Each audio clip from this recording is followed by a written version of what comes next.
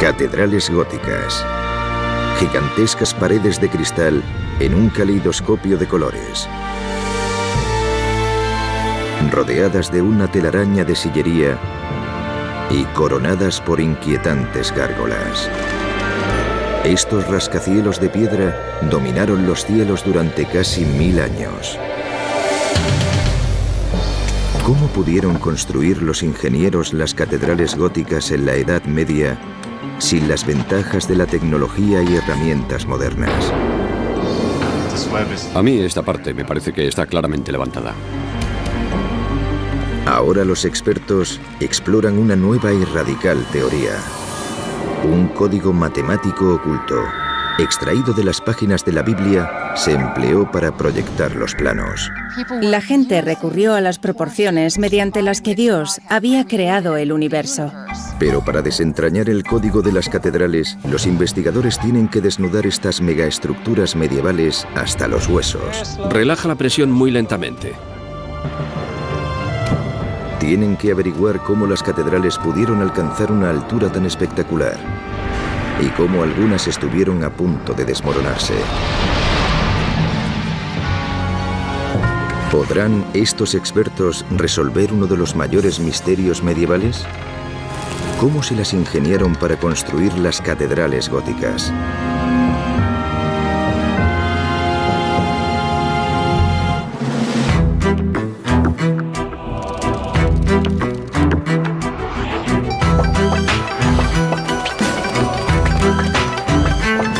Secretos de la antigüedad. Los secretos de las catedrales. En los albores de la construcción de catedrales, a finales de la Edad Media, alrededor del siglo XII, trabajar la piedra era una labor muy difícil. Nadie lo sabe mejor que estos artesanos modernos. Al sudeste de París, en Francia, están construyendo un castillo medieval usando solo herramientas tradicionales y materiales locales. Piedra, hierro y madera.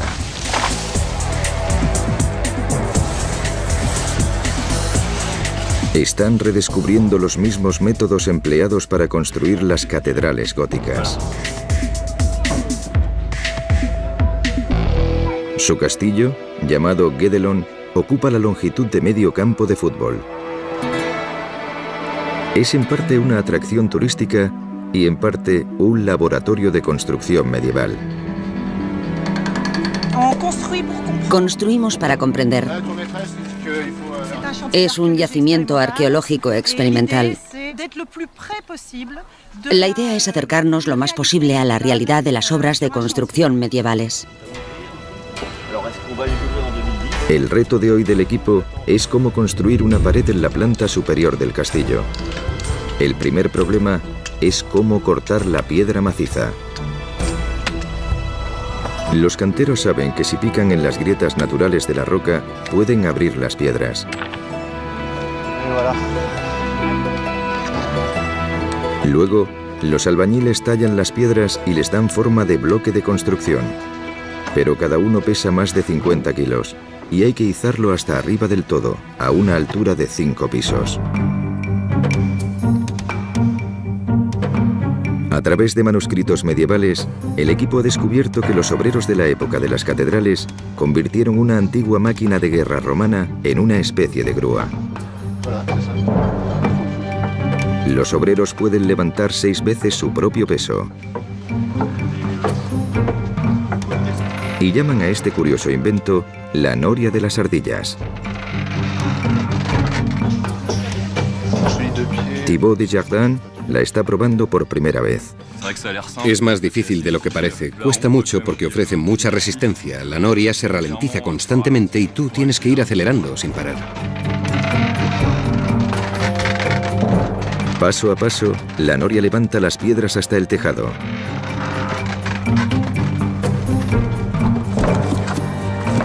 Mientras tanto, otro equipo mezcla el mortero.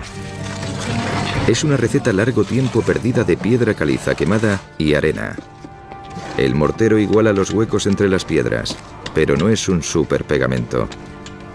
Es un mortero que se seca muy despacio. De hecho, dentro de estas paredes hay muy poco aire y el mortero podría tardar más de 1000 años en secarse por completo.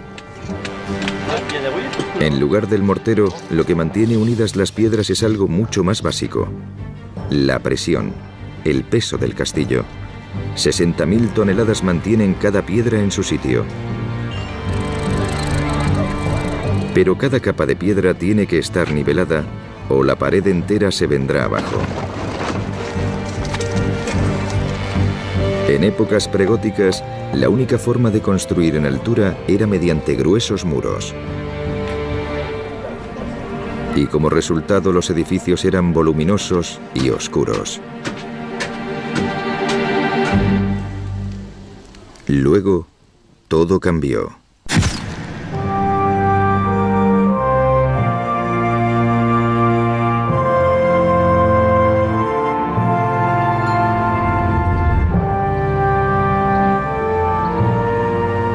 El 11 de junio de 1144, el quién es quién de la Francia medieval, incluidos el rey y la reina, se congregaron a las afueras de París.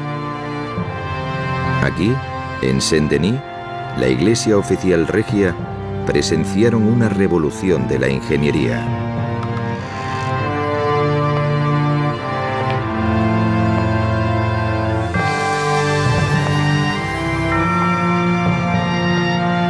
Rayos de luz de brillantes colores atravesaban las enormes vidrieras de cristal emplomado, iluminaban las paredes imposiblemente esbeltas y se reflejaban en los altísimos techos.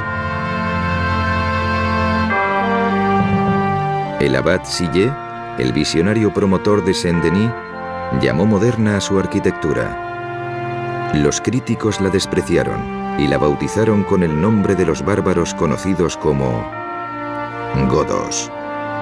Y mantuvo ese adjetivo, gótica. Pero para Sillet, su iglesia revivía la gloria de lo que la Biblia consideraba la casa de Dios en la tierra, el templo de Salomón. El abad Sillet relacionaba a Saint-Denis con los prototipos bíblicos, en especial el templo de Salomón. Y esos templos a menudo tenían joyas, vidrio y oro incrustado. Para Sillet, la luz era un símbolo de Dios. Y al inundar la iglesia de luz, esperaba acercar a la gente a Dios. Los aldeanos, que vivían en espacios reducidos y oscuros, debieron sentirse abrumados por las elevadas paredes de luz de la iglesia. Las paredes de Sillet se convirtieron en ventanas. Sillet en realidad empleó la luz como material de construcción. Asombrosamente, los ingenieros medievales pudieron construir muros delgados y altísimos, que no estaban hechos de piedra, sino sobre todo de vidrio. Y de alguna forma esos muros de ventanas sostenían toneladas de techos de piedras. ¿Cómo lograron los constructores medievales llevar a cabo una transformación tan dramática?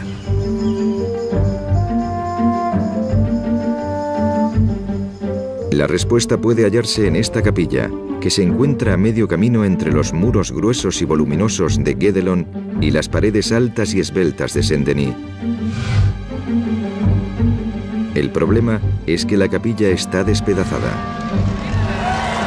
En 1931, el magnate de la prensa estadounidense William Randolph Hearst compró la capilla en Europa y la mandó piedra por piedra a California.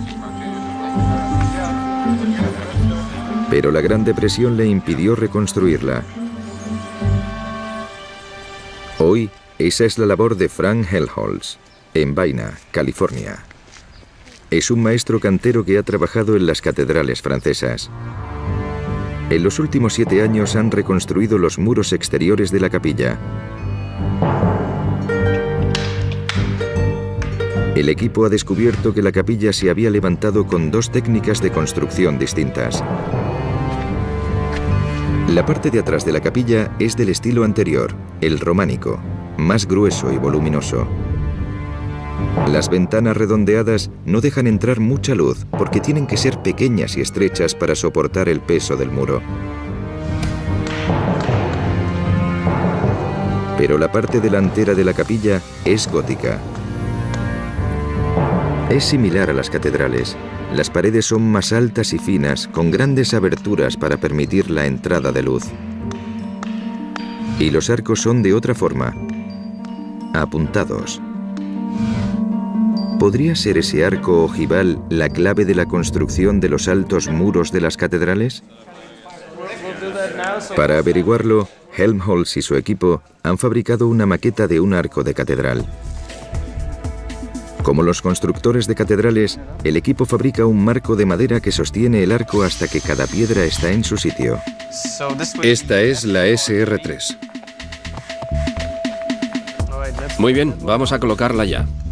Esta maqueta es 16 veces menor que el arco de una catedral. Creo que esta parte podríamos hacerla un poco mejor. Aunque es más pequeña, hay que asegurarse de que todas las piedras están perfectamente alineadas. Bueno, vamos a seguir. Esta parte de arriba está un poco rara. Vamos a poner 2 más en este lado. Aquí, donde las piedras comienzan a ir en diagonal, entra en juego la gravedad, introduciendo una presión conocida como línea de tensión. En un arco romano de medio punto, la línea de tensión se dirige hacia los lados y separa los pilares. Si es demasiado alto o ancho, el arco empieza a bombarse por el centro y se hunde.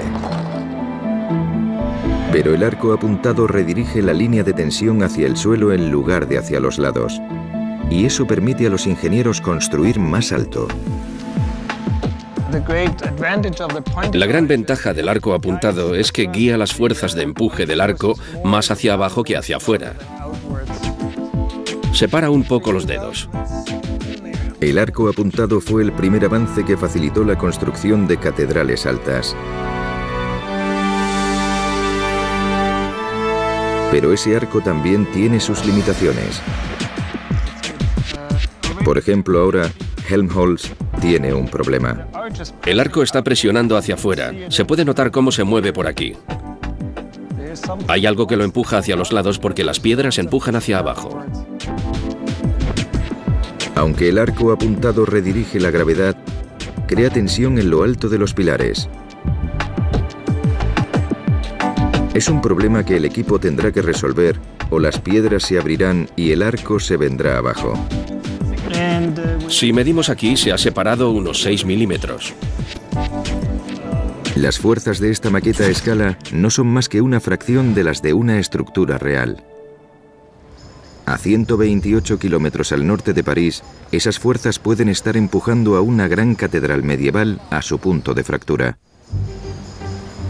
En 1220, los habitantes de la próspera ciudad de Amiens decidieron construir una nueva catedral, lo bastante grande para que cupiera la población entera de 20.000 personas. Y no eran los únicos.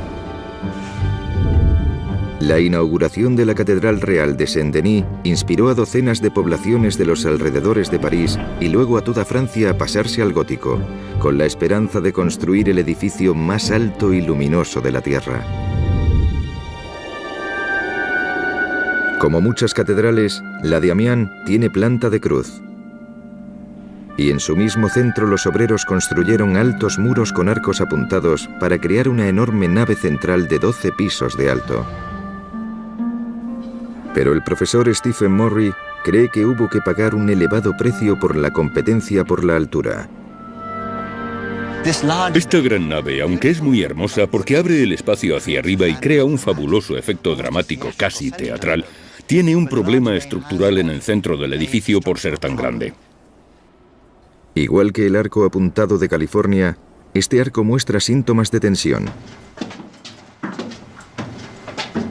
Morry sube al segundo nivel para examinarlo más de cerca. Desde este nivel se aprecian con facilidad los extraordinarios signos de tensión estructural del edificio.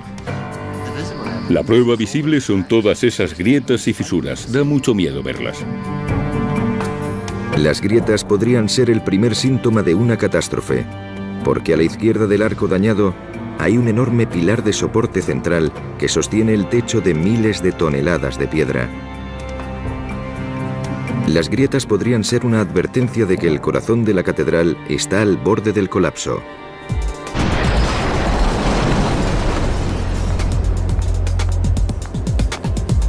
Murray tiene prisa por investigarlo.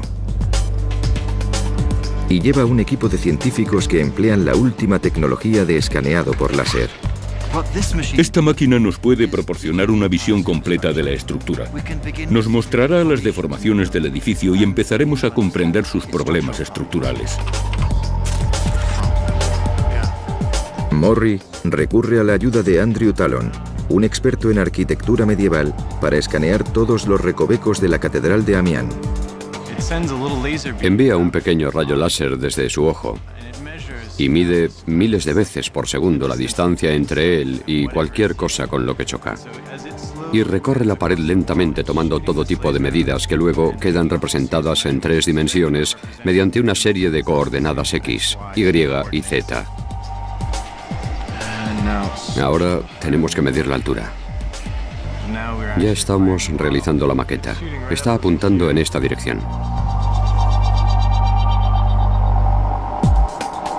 En solo cuestión de minutos, el láser escanea todo el espacio central de la Catedral de Amiens. Este es el momento más emocionante del escaneo, cuando comienza a aparecer el edificio. Es una maqueta tridimensional altamente precisa, una catedral virtual.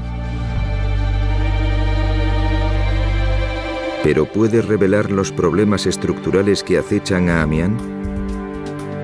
Los edificios son traviesos, se portan mal. Los arcos intentan empujar hacia afuera y el edificio a veces es culpable de la mala conducta que puede producir el derrumbe. Para comprender ese mal comportamiento, Murray y Tallon realizan un análisis estructural de vuelta en su laboratorio de Nueva York. Es una nueva herramienta para comprender con exactitud lo que pasa. Es una imagen maravillosa. Se centran en los pilares centrales en busca de señales de daños. Podemos medir la distancia a distintos niveles de altura y empezaremos por la base. Miden la distancia entre los pilares a 3 niveles. Si los pilares están rectos, la distancia debería ser la misma. Tomaremos la medida del punto más bajo, que es 11,6 metros, como medida de referencia. Si subimos 2 o 3 metros por encima, la medida es 11 metros y medio. La diferencia es de 10 centímetros. Es considerable. Es una distancia considerable. La maqueta muestra de inmediato que los pilares no están rectos. Pero es todavía peor. Vamos a subir a lo más alto del edificio y medir la distancia justo bajo los capiteles. Seleccionaremos un punto aquí y uno justo al otro lado. La distancia es de 11,7 metros, así que estamos hablando de una diferencia de 20 centímetros. La maqueta del láser revela que los arcos se mueven en 2 direcciones distintas, hacia adentro por abajo y hacia afuera por arriba. En ambos casos, las piedras de los arcos circundantes están empujando hacia afuera y ejerciendo presión sobre los pilares. Es la receta de un desastre.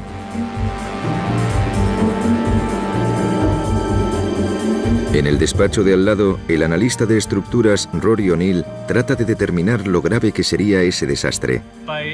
Introduciendo los datos en un sistema de simulación como este, podemos empujar las coordenadas hasta un punto de hipotético colapso y luego examinar lo que ha pasado y descubrir los momentos del edificio que le quitarían el sueño a un constructor. O'Neill simula lo que pasaría con el tiempo si la fuerza del arco inferior empujase demasiado el pilar. Lo que está pasando ahora es que toda la estructura se está desplazando a este lado. Lo detendré un momento para que podamos echar un vistazo más de cerca. Se ve que las piedras se están separando del arco. Las grietas de la maqueta resultan llamativamente familiares. Estas grietas son una señal. Nos indican que, de hecho, la pared se ha movido con el tiempo. La maqueta virtual revela que las grietas se formaron porque el arco empujó el pilar a un lado. O'Neill simula lo que pasará a continuación. Continuaría empujando hasta que llegase un momento en que cedería y todo se vendría abajo.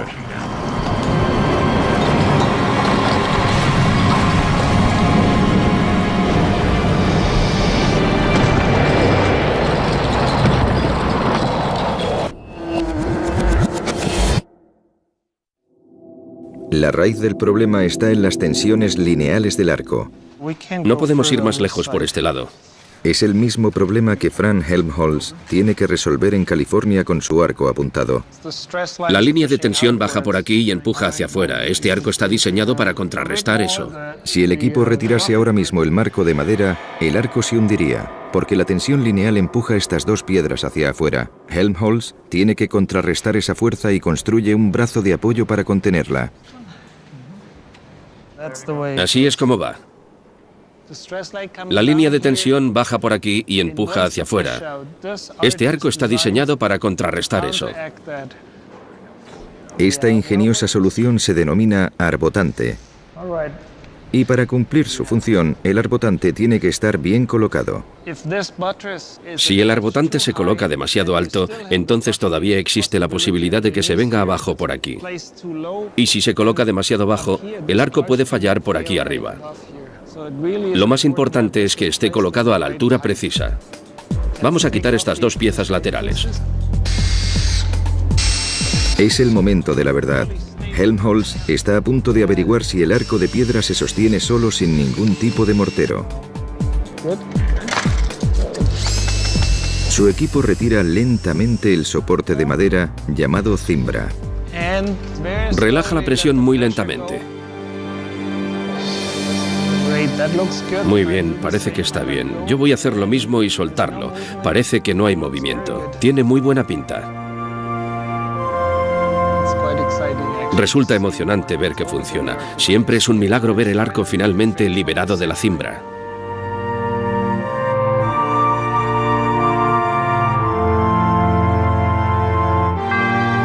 Los arbotantes alcanzaron proporciones impresionantes en las grandes catedrales góticas. Se elevaban espectacularmente del suelo formando una compleja telaraña de sillería.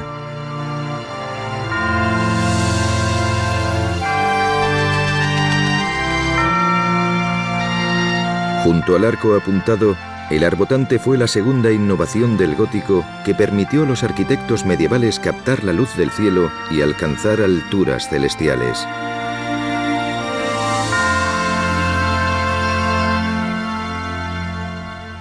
El arco y el arbotante constituyen la base de toda la catedral. Pero es un castillo de naipes, en el que la colocación de cada piedra juega un papel crítico. Y para demostrar cómo de crítico es, Helmholtz mueve una sola piedra. ¿Lo hacemos? Allá vamos.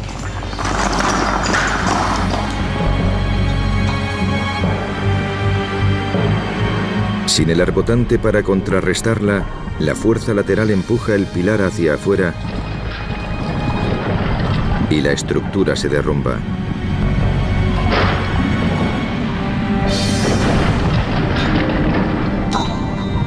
La misma fuerza lateral que ha causado el derrumbe es la que causa que los pilares centrales de Amiens se estén deformando y amenacen con un desastre.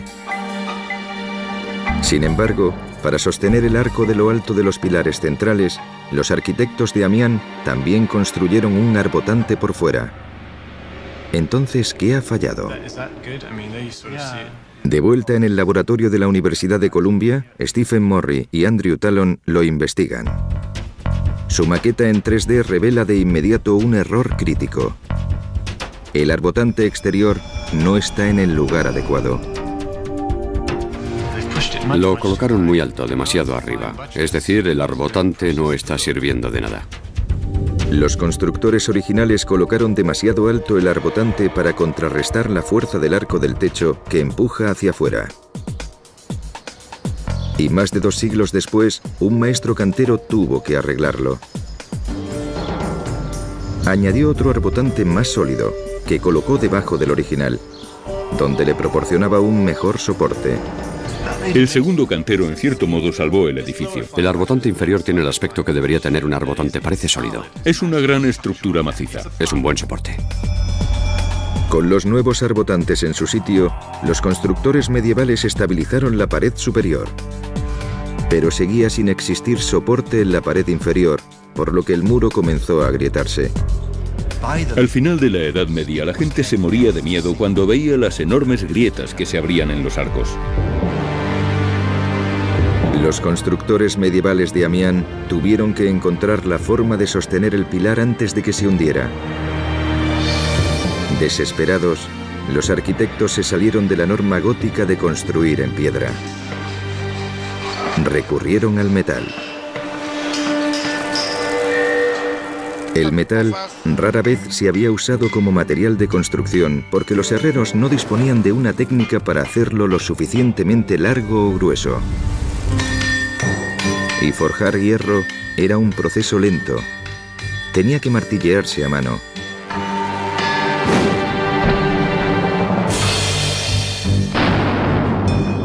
Entonces, a principios del siglo XII, los monjes reinventaron una antigua herramienta griega, el martillo hidráulico. Situada cerca de una mina de hierro, en la aldea de Fontenay, al sudeste de Amiens, esta abadía es una de las fábricas de metal más antiguas de la Europa medieval. 600 años antes de la maquinaria de energía hidráulica de la Revolución Industrial, los monjes utilizaban una noria de agua para hacer girar un engranaje que a su vez hacía funcionar un martillo de 180 kilos. Entonces los obreros pudieron producir hierro resistente con rapidez y en cantidad suficiente para su empleo en grandes edificios.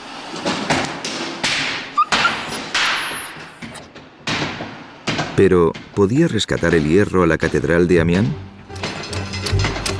Los obreros fabricaron una enorme cadena de metal con barras de hierro unidas. La cadena recorría el interior de las paredes a lo largo de toda la catedral para mantener los pilares centrales en su sitio. La cadena se instaló al rojo vivo para que se contrajera y tirase hacia adentro. La tirita de hierro medieval funcionó. Hoy puede que la enorme cadena de metal sea lo único que impida que los pilares se derrumben.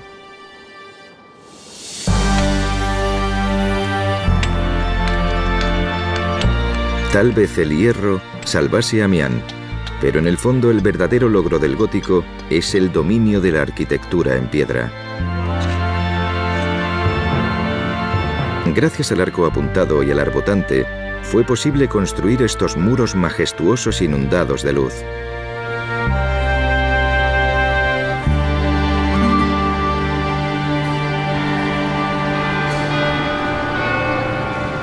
Pero las paredes son casi enteramente de cristal. ¿Cómo eran capaces de sostener inmensos techos de piedra? Daos prisa. Así está bien. Muy bien. Vale, empecemos a movernos. Para resolver este último misterio de la arquitectura, el equipo californiano que está reconstruyendo una capilla del siglo XII va a instalar uno de sus últimos pilares centrales. Un poco más arriba. Vale, para, así está bien. Ahora están colocando en su sitio el capitel. Hace 5 años, cuando empezamos, costaba imaginar que llegaría este instante. Es la primera vez que los vemos juntos. Es asombroso.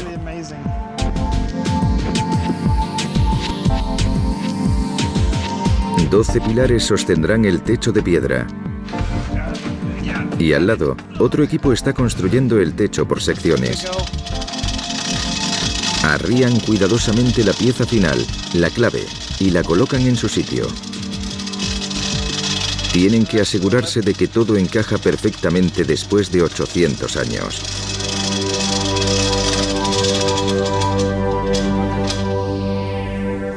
Perfecto, encaja, ha quedado bien.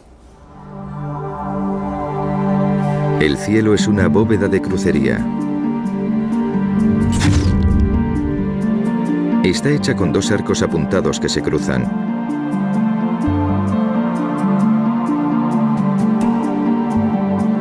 La bóveda de crucería traslada el peso del techo a los pilares para que los muros no sostengan la carga.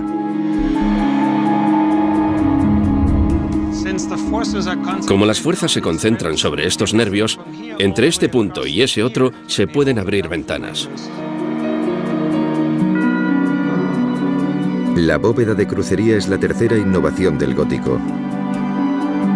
Trabajando con el arco apuntado y el arbotante, los arquitectos crearon un esqueleto que sostiene el peso del edificio y lo redirige hacia el suelo. Después, los artesanos góticos pudieron rellenar ese espacio con enormes y coloristas vidrieras. Estas paredes de cristal muestran relatos de la Biblia como las historias de Adán y Eva, el Arca de Noé o la resurrección de Cristo. En una época en la que poca gente sabía leer y escribir, las vidrieras de cristal emplomado se convirtieron en los medios de comunicación multimedia de su era, la Biblia escrita con luz.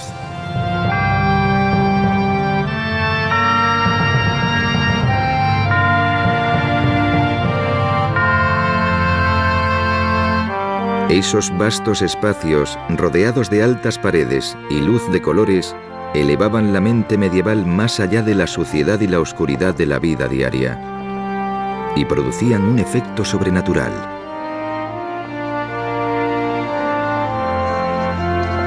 Jacqueline June es una experta en catedrales góticas. Lo que más impresionaba a un visitante normal era su magnitud, su tamaño. Cuando asistían a misa y vivían esa experiencia de imágenes y sonidos envueltos en el aroma del incienso, la gente se creía de verdad que estaba visitando el cielo en la tierra.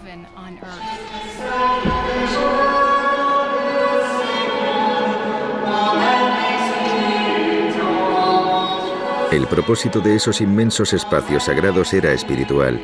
Era acercar a la gente corriente a Dios. Sin embargo, las catedrales habrían sido imposibles sin el arco apuntado, el arbotante y la bóveda de crucería. Pero esas innovaciones de la arquitectura interactúan de forma muy compleja. Y en la búsqueda de la altura celestial, las limitaciones terrenales provocaron que algunas catedrales se estrellasen contra el suelo.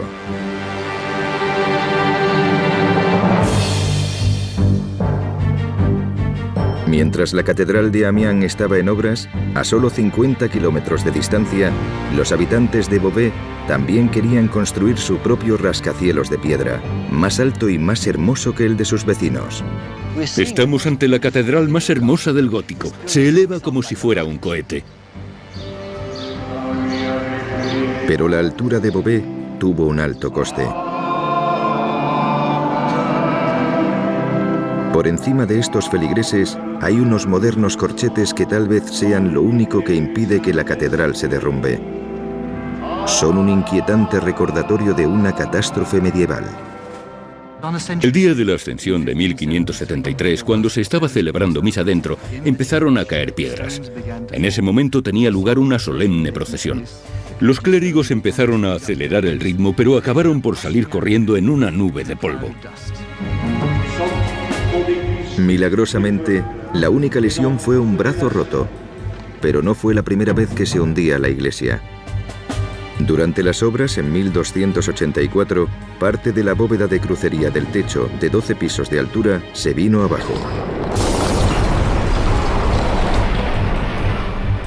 Los pilares del edificio siguen estando plagados de problemas estructurales hoy en día. Hay un pilar inestable que sobresale. El pilar se está inclinando hacia el oeste. Y son pilares muy esbeltos, pero están muy enfermos. Es un claro indicio de un futuro desastre. Pero Beauvais no era la única población que cortejaba el desastre. La rivalidad regional empujó a muchos constructores medievales a alturas cada vez más peligrosas. ¿Pero por qué? Algunos expertos sospechan que estaban motivados por algo más que la simple ostentación terrenal. Escondido en la inmensidad de las grandes catedrales, puede haber un código matemático secreto que podría proporcionar la respuesta.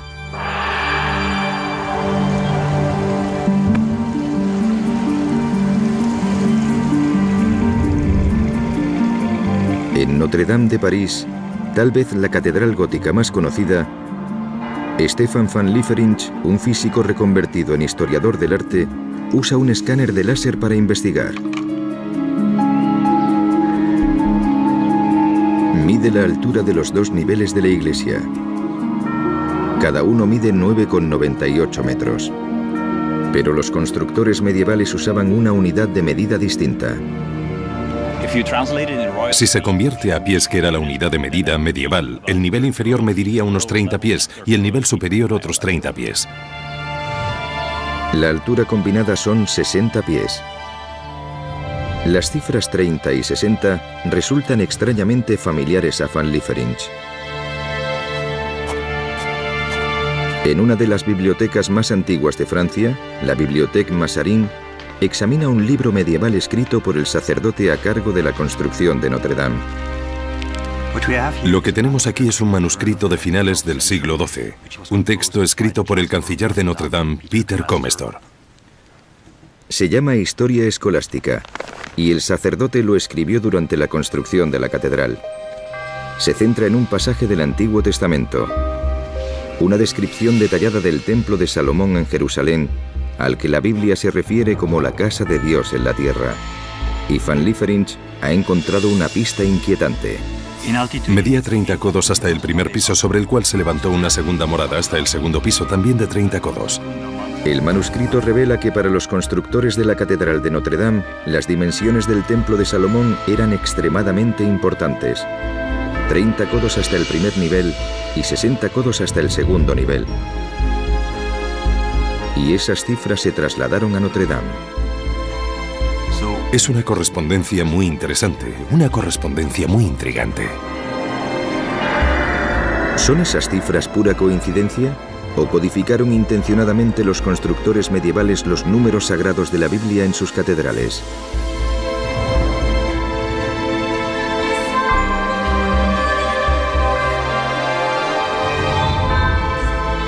Al sudoeste de París hay más pistas encerradas en la joya de la corona de la arquitectura gótica, la Catedral de Chartres. Sus vidrieras emplomadas, en su mayor parte de más de 800 años de antigüedad, son mundialmente famosas. Pero Chartres tiene historias bíblicas grabadas no solo en vidrio, sino también en piedra.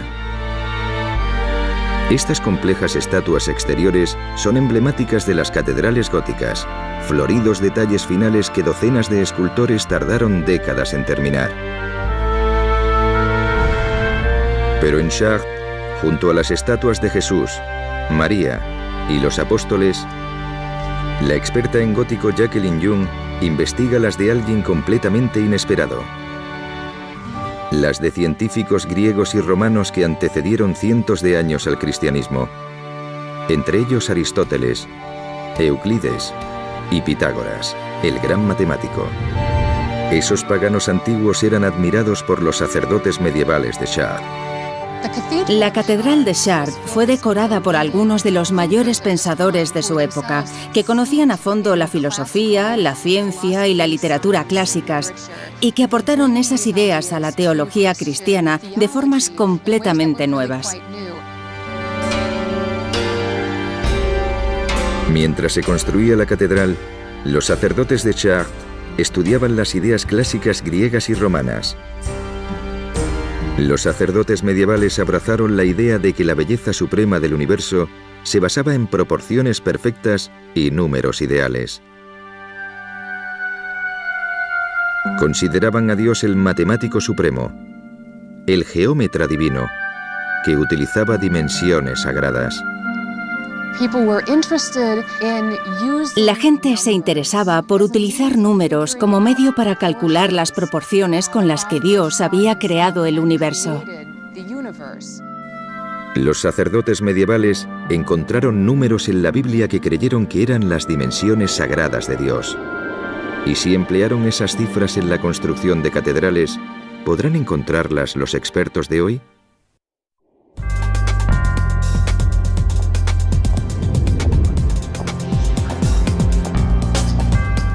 A la caza de dimensiones divinas, Stephen Morry regresa a Amiens, donde los constructores salvaron la catedral con una cadena de metal. Comienza midiendo la zona del mismo centro del crucero, donde los 4 pilares centrales forman un cuadrado. El código geométrico en el que se basa la forma de este edificio incluye un gran cuadrado justo en medio.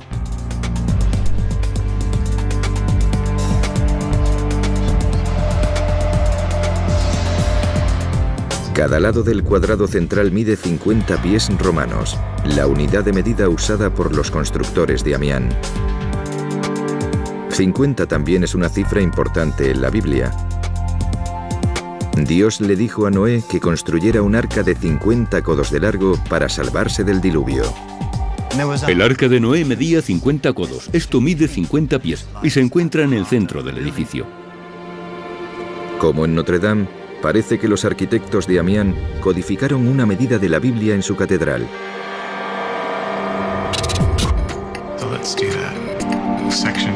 Morri y Talon recurren a la maqueta del escáner de láser.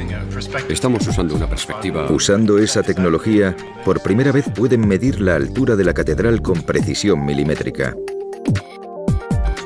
Vamos a ver si podemos escoger una de las claves y dibujar una línea hasta el suelo. Muy bien, así obtendremos la distancia hasta el pavimento. La distancia es de 42,55 metros. Una operación matemática convierte las unidades modernas en medidas medievales y da como resultado otra cifra divina: 144. En el Nuevo Testamento el cielo se llama la ciudad de Dios y su altura es 144. Esto es el libro de las revelaciones, la visión de San Juan el Divino. Cuando Juan mide la ciudad, descubre que son 144 codos. Asombrosamente, en la ceremonia de consagración de la Catedral de Amián, el obispo leyó en voz alta el mismo pasaje del libro de las revelaciones que describe la altura divina: 144. Nos encontramos con un edificio en el que claramente una cifra expresa algún tipo de objeto de deseo. Querían el 144. La búsqueda de dimensiones divinas continúa en Beauvais, la catedral que se hundió parcialmente. Vamos a tomar una medición aquí y otra en el suelo de debajo. Miden la altura. Hemos comprobado la altura y es 144,3. La misma cifra en Beauvais. Su objetivo era ese número celestial.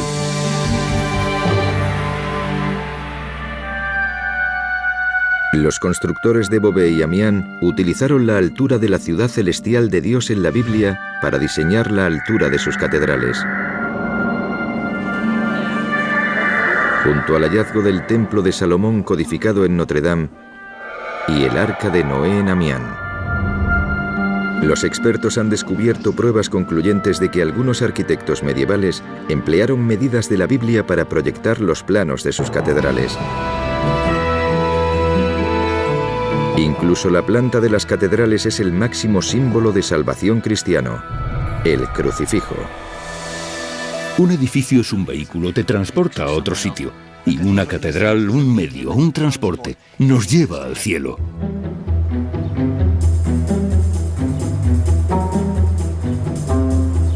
Pero al anhelar las dimensiones divinas, los constructores sucumbieron a una carrera muy humana. Tanto en Amián como en Beauvais, los arquitectos construyeron catedrales de 144 unidades de altura, pero en Beauvais recurrieron a una astuta treta para llegar a lo alto, una unidad de medida distinta. En lugar del pie romano, el ligeramente más largo pie real. Así, Beauvais alcanzó dimensiones celestiales y se convirtió en la catedral más alta de la tierra. Pero la consecución de la altura se alcanzó a costa de la inestabilidad estructural y hoy en día la catedral de Beauvais permanece inacabada. Es un edificio que ha sufrido todo tipo de contratiempos arquitectónicos y sin embargo sigue siendo, en mi opinión, el más hermoso de todos los edificios del gótico francés. Empujados por la fe y guiados por la temeraria ingeniería, los arquitectos góticos cambiaron para siempre la forma en que construimos a lo grande. Llevando la tecnología al límite y alcanzando nuevas alturas, los constructores de catedrales crearon espacios sagrados que todavía inspiran a la gente en la actualidad.